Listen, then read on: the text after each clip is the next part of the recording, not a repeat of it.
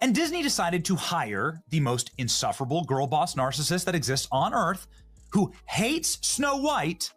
Movie companies are going to look at her and they're going to say box office poison. And a lot of this is due to her behavior leading up to the film's release.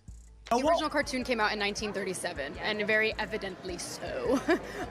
There's a big focus on her love story with a guy who literally stalks her.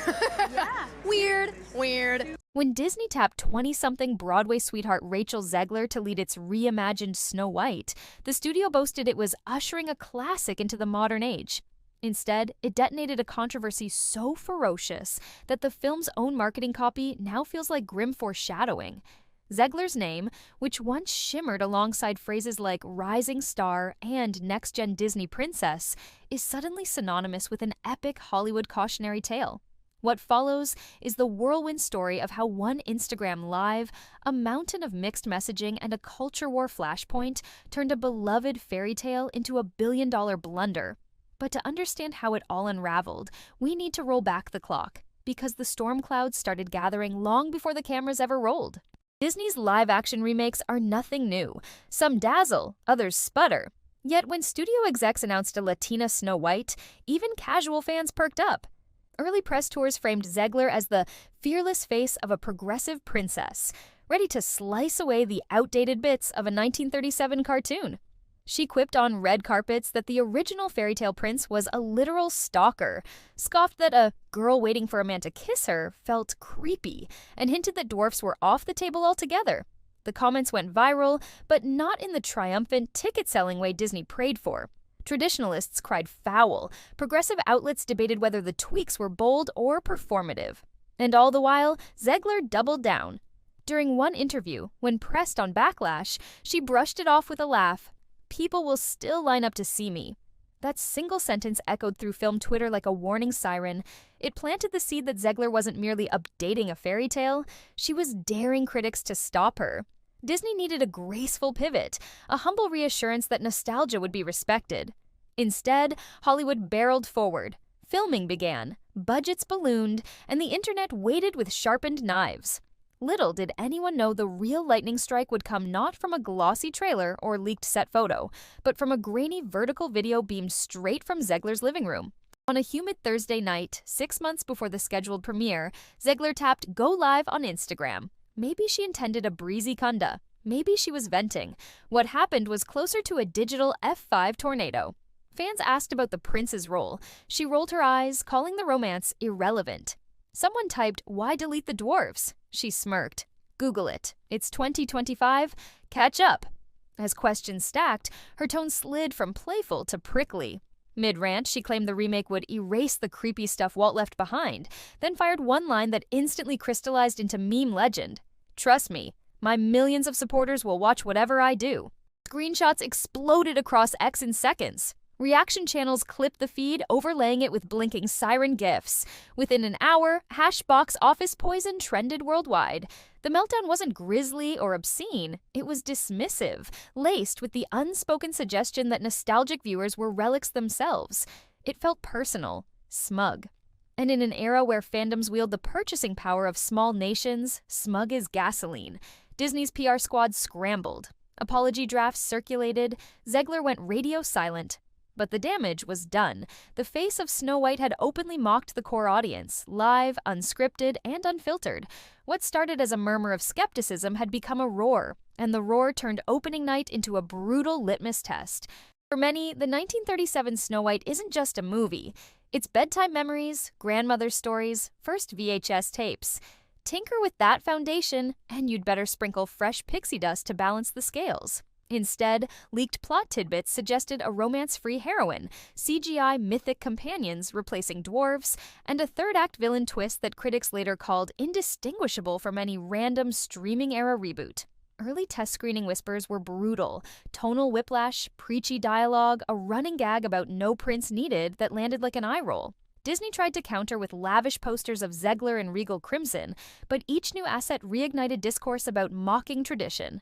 Meanwhile, reaction channels pumped out daily uploads with titles like Disney's Woke Snow White DOA or Zegler Shuts Down Critics and Fans Fire Back.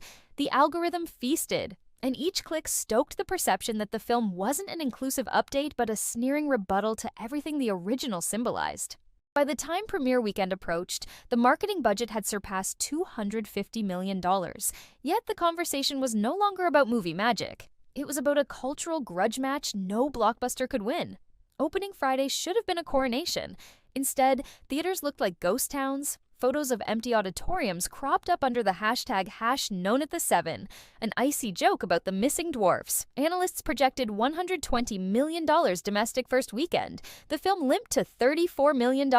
International numbers were worse. Inside Disney, spreadsheets turned crimson. Break-even targets soared past the stratosphere, while memes of Zegler's livestream glare popped up beside every headline.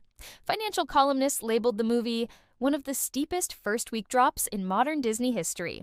Investors mumbled about creative overreach, and Hollywood insiders whispered the two words no actor wants pinned to their resume: box office poison. Yet ironically, money was the least devastating casualty. Reputation? That's the scar that lingers. Behind studio gates, rumors spiraled. Some claimed massive reshoots were ordered mid-production to insert a token romance. Others swore entire dwarf sequences had been test-rendered with mocap actors before execs scrapped the idea last minute. A few crew members leaked, anonymously, that morale plunged after Zegler's meltdown because the backlash felt unstoppable. Reports surfaced that the costume department burned through triple the fabric budget rewriting Snow's visual iconography after each social media flare-up. One day she'd wear a classic puff-sleeve dress. The next, an armored tunic meant to scream independent warrior. Each pivot looked less like creative freedom and more like panic. These whispers, confirmed or not, fed endless YouTube commentary dissecting why the remake never knew what it wanted to be. And every time a new behind-the-scenes tidbit surfaced, it reminded audiences that the movie's creative compass was spinning wildly. When a studio can't tell its own story with clarity, the internet happily supplies a messier one, and that story sticks. During press junket week, Disney's seasoned handlers paired Zegler with co-star Gal Gadot, hoping the latter's polished charm would dampen volatility. It backfired.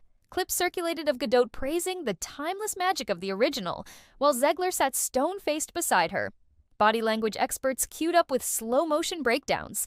Look at the micro-expression here: disdain. Zegler gave one more interview to a small podcast, and the quote ricocheted across headlines. The old cartoon was made for a different era. We're not here to babysit nostalgia.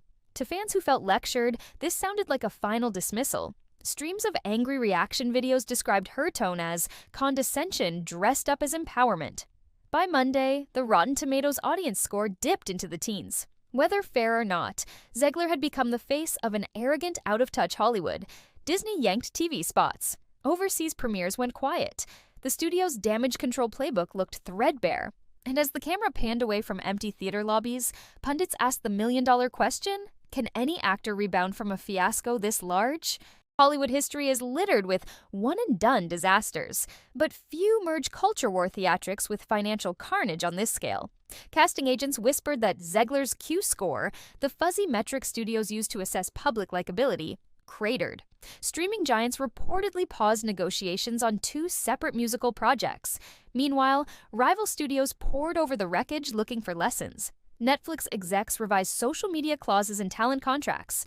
Warner Brothers instituted a hush-hush nostalgia sensitivity test for legacy IP pitches.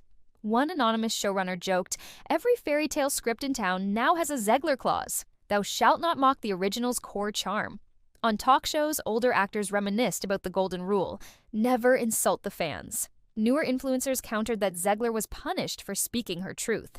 But even sympathetic voices admitted timing matters, and lashing out mid-promo tour can turn honesty into a self-inflicted bullet.